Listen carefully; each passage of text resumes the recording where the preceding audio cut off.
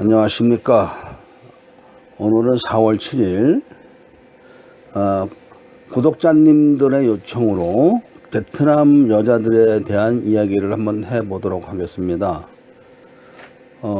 필리핀 여자가 좋은가, 베트남 여자가 좋은가, 이런 의문을 가지신 분들이 많은데 제가 베트남에 아주 오래 있었습니다. 제가 운영하는 다음 블로그에 베트남에 대한 이야기가 있습니다. 그 블로그가 아마도 필리핀에 와서 개설을 한 거기 때문에 그 이전의 이야기들을 아마 갖고 있던 사진이나 뭐 이런 거를 올려가면서 기록한 건데, 관심 있으신 분들은 보신다면은 베트남이 어떤 나라인지를 잘 아시게 될 것입니다. 우선 저는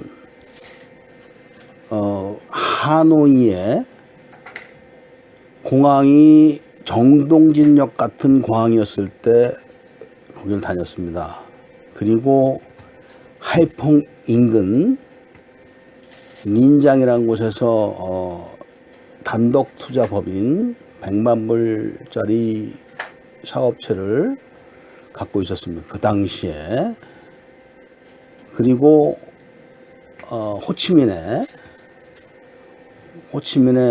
또 다른 공장을 갖고 있었습니다. 양쪽의 공장을 갖고 운영을 했던 경험이 있습니다. 물론 베트남에 처음 간 곳은 호치민입니다. 하노이가 아닙니다. 그러나 이제 용기를 내서 하노이 쪽으로 올라갔던 몇 안 되는 사람 중에 하나였습니다. 그런데 많은 분들이 이 베트남에 대한 환상을 많이 갖고 계신데, 베트남과 필리핀은 비교를 할 수가 없는 나라입니다. 왜 그러냐면은 베트남은 공산주의 국가입니다. 정확하게. 저도 공산주의를 잘 몰랐지만 베트남에 가서 사업체를 운영하다 보니까 공산주의가 뭔지를 알게 되었습니다. 제가 운영하던 공장은 북한 사람들이 운영하던 공장보다 더 북쪽에 위치했던 곳인데, 그래서 북한 사람들의 그 생활상도 저는 잘 알고 있습니다. 제 공장에 가려면 반드시 북한 공장 정문을 앞을 통과해야지만 갔기 때문에 오가면서 많이 보고, 그 사람들도 제가 누구란 것을 알고 있었습니다. 그리고 필리핀 사람들도 외국 사람 돈을 잘 떼어먹습니다. 필리핀 사람도. 그러나 베트남 사람들은 그런 구조가 다릅니다, 일단은. 그리고 그 당시에 중국 사람들도 베트남에 와서 많이 당하고 갑니다. 중국 사람들도. 베트남 사람들이 그 외국 기업을 뺏는 것은 하나도 이런 게 아니라 공단째 뺏어버립니다. 공단째. 옛날에. 예를 들면은 한국의 주택공사가 호치민 쪽에 투자를 했다가 다 몇백억을 뺏기고 오고, 이런 일이 비일비재하고, 우리가 잘 알고 있는 김호중 전 대우그룹 회장도 사실 베트남에 투자했다는 건 다 뺏긴 겁니다. 지금 대우 호텔이 거기 있지만 이름만 대우 호텔이고 내용은 전부 다 아마 베트남 공산당이 갖고 있을 겁니다. 베트남은 기업을 뺏어도 절대로 이름도 바꾸지 않습니다. 그리고 그 투자한 사람의 사진, 깃발, 회사, 로고 이런 것도 그대로 놔둡니다. 모르게 합니다. 모르게. 아무도 모르게. 그런 무서운 나라가 베트남입니다. 그래서 저는 많은 분들이 베트남 이야기를 할 때 이런 이야기를 해봐야 누가 알아주지도 않고 거짓말이라고 생각을 합니다. 근데 저 같은 경우는 그 다음 블로그에 보면은 그 당시에 베트남의 당서기가 투자를 했던 그런 공장 관리를 위임받아가지고 거기를 갔었습니다. 저는 그런 쪽으로 상당히 많은 기술을 갖고 있는 사람이었기 때문에 그 블로그에 보면 그 사진도 있습니다. 그 공장에 대한 사진. 그리고 이제 그 가보니까 모독에 이미 다 대비를 해놨더라고요. 뭐 협박도 하고, 뭐 제가 일부러 그런 데까지 가서 뭐 협박을 받거나 뭐 그럴 이유가 없기 때문에 다시 내려왔지만, 저는 그 당시에는 하노이에 그 포추나 호텔하고 하노이 호텔 정도가 아마 큰 호텔로 있었고, 공항이 없었으니까 그 당시에 공항에 화장실을 갔는데 수세식도 아니고 푸세식 화장실이었으니까 그 당시에. 그래서 많은 분들이 이제 환상을 갖고 있는 필리핀 여자들, 아니 베트남 여자들은 기본 마인드가 다릅니다. 예를 들면 우리가 민주주의 국가 여자들 같은 경우는 열심히 일을 해서 그 월급을 받고 돈을 모으면 잘 살 수 있다, 이런 마인드가 있습니다. 그러나 공산주의 국가 여자들은 그런 걸 싫어합니다. 공산주의 사상이라는 것이 가난한 노동자 농민들이 프롤레타리아, 즉 부자들의 재산을 뺏어서 잘 사는 게 기본 사상이기 때문에 공산주의 국가 여자들은 열심히 일해서 돈 벌자, 이런 남자들 싫어합니다. 그렇게 해봐야 밥밖에 더 먹냐, 남의 거 잘 뺏는 남자가 최고다, 이런 남자는 영웅입니다, 베트남 여자들한테는. 그리고 실제로 베트남 여자들이 한국에 와서 돈을 벌기 위해서 그런 겁니다. 돈을 벌기 위해서 많이 도주를 했습니다. 그 베트남 여자들은 목적이 다른 것입니다. 목적이, 한국에 오는 목적이. 그리고 베트남은 필리핀과 다른 점이, 필리핀은 섬나라입니다. 섬나라. 그래서 가난한 섬나라 여자들이 마닐라나 세부로 가기 위해서는 집에서 걸어서 트라이시클을 타고 다시 트라이시클을 내려서 지프니를 타고 항구로 가야 됩니다. 항구에서 배를 또 타야 됩니다. 파도가 치고 바다가 거칠어지면 못 나옵니다. 이런 제약이 있는데, 베트남은 일단 열차가 있는 나라입니다. 필리핀은 열차가 없습니다. 베트남은 열차가 있습니다. 느려도. 그 당시에도 열차가 있었습니다. 그리고 아무리 산강오질이라도 버스가 있습니다. 베트남은. 그래서 여건이, 여자들이 도시로 나와서 몸을 팔기 위한 여건이 더 좋습니다.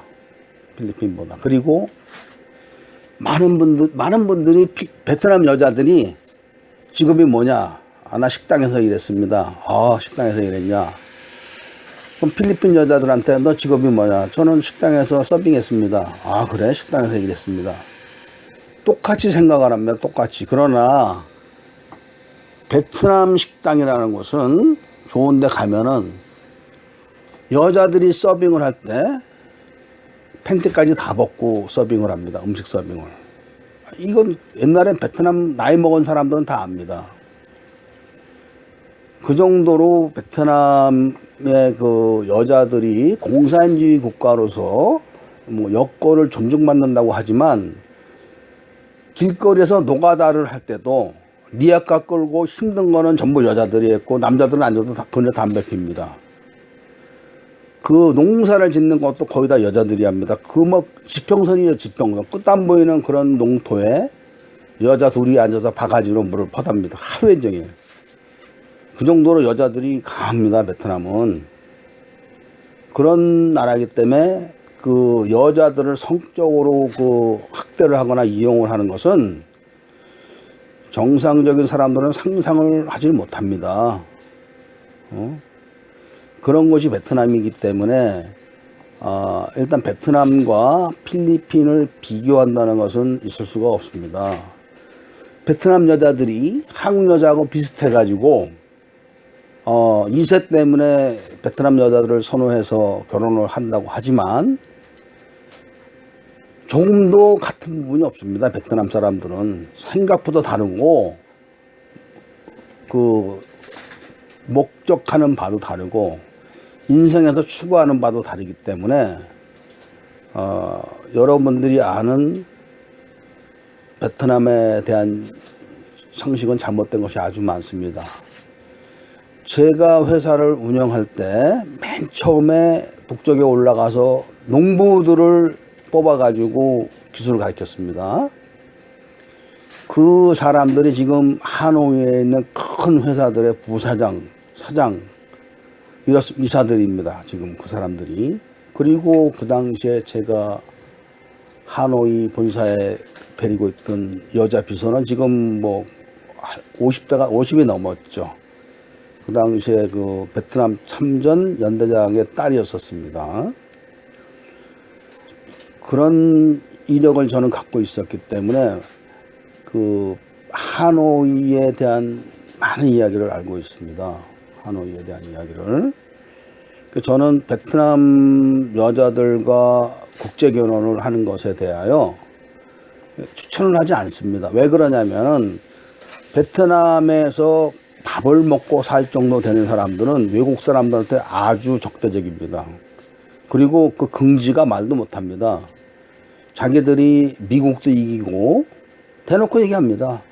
그리고 중국도 이기고 북한 정도는 그냥 같은 공산주의 국가로 유대관계만 갖고 있을 뿐이지 북한 공산당은 취급을 쳐주질 않습니다. 베트남 공산당은 저 아래 이런 정도로 보고 있기 때문에 베트남에서 밥 좀 먹고 사는 사람들은 웬만한 나라 사람들을 적대시하고 상대를 하지 않습니다. 지금 베트남에서 한국으로 시집을 오는 여자들은 아주 먼 농촌, 무지무지하게 가난한 여자들입니다. 그리고 베트남에서 몸을 판다는 것은 한국 술집 여자들이나 한국에서 그 호텔 뛰는 여자들의 그 생활상하고는 다릅니다. 얼마나 그 잔혹한지는 보지 못한 사람은 모릅니다. 절대로. 그렇기 때문에 베트남 여자들은 웬만한 그 고통을 겪어서 눈 하나 깜빡하지는 않습니다. 엄청 강한 여자들입니다. 베트남 여자들은. 실제로 전쟁을 했던 여자들입니다. 실제로. 그래서 제 블로그에 보시면은 그 당시에 국제결혼법이 시행되기 이전에 그 한국에서 그 업자들이 와서 베트남 여자들을 데리고 그 국제결혼을 하는 그런 내용이 있습니다. 그러니까 전부 불법으로 하는 사람들을 제가 봤기 때문에 뇌암 걸린 사람들, 암 환자들, 그냥 주로 죽기 전에 그런 여자한테 팔아먹는 거죠. 그런 것을 봤기 때문에 그런 내용도 있고 그렇습니다. 그래서 가능하면은 이 중국이나 베트남 이런 공산주의 국가 여자들하고는 결혼하는 것을 저는 추천하지는 않습니다. 본인들이 원해서 하면 어쩔 수 없고 또 베트남 여자라고 절대적으로 다 나쁜 건 아닙니다. 제가 운영했던 회사에 딱 한 명입니다. 딱 한 명. 딱 한 명 작업반장이었었는데 그 여자는 결혼해서 지금 진천인가 어디에 살고 있는데 저희 한국의 그 하청 공장에 그 직원이 와서 보고 자원에서 공장에서 일을 하면서 이제 교제를 해서 결혼을 한 거지 누가 소개한 건 아닙니다. 딱 한 명 결혼한 걸 봤습니다. 저는 딱 한 명. 그리고 그 베트남 여자도 좋은 여자를 만나가지고 살림을 한다면은 착실한 사람은 굉장히 착실합니다. 베트남 여자도 좀 생활력이 엄청 강합니다. 한국 여자들 따라가지 못하고 필리핀 여자들도 따라가지 못합니다. 왜냐하면 그 여자의 독함이라는 것은 따라갈 수가 없습니다. 그 필리핀 여자들이. 그래서 베트남 여자들 중에서 선하고 또 가족적이고 이런 여자들은 정말 좋습니다. 그래서 반면에 돈이나 밝히고 이런 여자들은 한국 사람 머리로 따라갈 수가 없습니다. 저 같은 경우는 그런 걸 아주 잘 알기 때문에 그런 베트남 여자는 어떻게 다룬다는 걸 압니다. 그 베트남 여자들 경찰 무지무지하게 무서워하거든요. 그 당시에도 뭐 하노이 호텔 그 술집에 뛰는 애들은 상당히 미모가 좋았습니다. 그런 여자들은 이제 한국 사람들 중에서 돈 많은 남자들을 골라가지고 이제 자기들이 그 작업을 하죠. 아무리 그렇다, 꼼짝 못 합니다. 그런데 그런 여자들이 딱 하나 무서워하는 게 베트남 경찰입니다. 베트남 경찰에 끌려가면은 재산 그동안 모았던 거 다 상납해야 됩니다. 그동안 모았던 거 다 싹 다. 그러니까 그렇게 독하게 뭐 강한 척하도 경찰을 들이밀게 되면은 베트남에서 경찰을 들이밀게 되면은 싹싹 빕니다. 다 뺏기는 뭐 돈 매 맞고 그런 게 아니라 다 털어가니까 얼마나 잔혹한지 이걸 몰라서 그럽니다. 그 당시에 베트남 경찰 또 헌병들 베트남 헌병은 민간인도 타치합니다. 민간인도. 그리고 베트남 헌병들은 베트남 경찰도 막 두들겨 팔고 그런 걸 제가 봤습니다. 그렇기 때문에 가능하면은 민주주의 국가 여자들과 결혼을 하셔가지고 자식들을 민주적인 방법으로 민주주의 시민으로 키우는 것이 좋지 않을까 그런 생각을 저는 갖고 있습니다. 지금도 베트남에 데리고 있던 그 직원들하고 연락도 하고 하지만 그 대부분이 베트남 사람들은 특히 여자들 아주 독합니다. 무지무지 독합니다. 그 빨갱이의 그 근성들을 본 적이 없기 때문에 사람들이 몰라서 그렇지. 그러나 요즘은 그렇지 않다고 합니다. 요즘은 공산당 가입을 안 한답니다. 젊은 사람들이. 그리고 이제 그 많이 개방이 돼가지고 외국 기업도 많이 들어와 있지만 이제는 포화 상태라 취약한 그런 한국 기업들은 다 이제 망하고 뭐 이런 정도로 됐다고 하는데